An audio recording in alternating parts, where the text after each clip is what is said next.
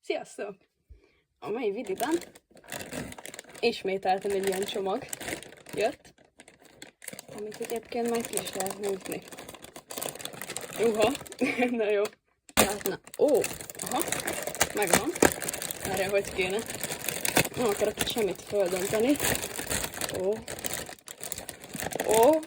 Na, kitaláltátok már? Várjál, nem is látjátok. Na jó. Mi van benne? Még egy zacskó, vagy ez mi? Ez mi? Aha, van egy külön... Ebben mi van? Na várjatok. De jó. Valamit kaptam, valami ajándék. Hogy kell ezt kibontani? Jó, megvan. Remélem nincs olyan benne, amit el lehet vágni. Ez micsoda? Ez egy karkötő? Valami olyasmi, hogy... Amúgy nagyon menő. De jó, hogyha ti tudjátok mi ez, akkor írjátok meg. Mert én nem tudom. Nincs más benne? Nincs. Jó, akkor ezt félrerakjuk. Na szóval. Itt ne is álljunk meg. Ki kéne húzni ezt a szépséget. Na. Hát, hogyha kijönne. Wow. Első reakció minden. És külön zacskóban van becsomagozva. Úgy. Wow. Már én nem láttuk ebből sok mindent. Az nagyon jól néz ki. Ki is nyitjuk.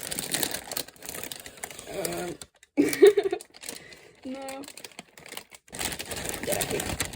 Ó, Isten, mekkora zacskó. Húha. Ugye itt van a új. Itt van Legoágynák. És akkor itt van ő is. Azt a... Oh, that's okay. Itt van ez a kedvencem, az egyik kedvencem. Smiley.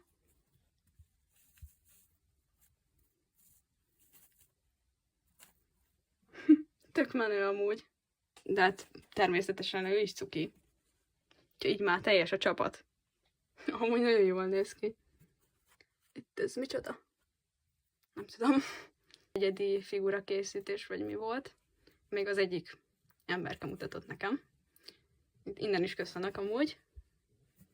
Hát itt van, működött. Annyi, hogy a feje kicsit kintebb van. Nem tudom miért van amúgy. De mindegy. Mert neki nem. Itt a cuki verzió. Itt a menő. Ő meg a legmenőbb.